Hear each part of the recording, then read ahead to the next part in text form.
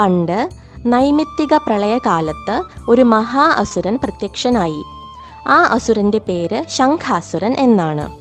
ആ അസുരൻ എല്ലാ ദേവന്മാരെയും കീഴടക്കിയ ശേഷം ബ്രഹ്മലോകത്ത് ചെന്നു. അവിടെ ബ്രഹ്മദേവൻ ഉറങ്ങുകയായിരുന്നു. അതു കണ്ട ശംഖാസുരൻ ബ്രഹ്മദേവനിൽ നിന്നും വേദഗ്രന്ഥങ്ങൾ കട്ടെടുത്ത ശേഷം സമുദ്രത്തിൽ പോയി ഒളിച്ചു. അതോടെ ദേവന്മാരുടെ ബലം ക്ഷയിച്ചു.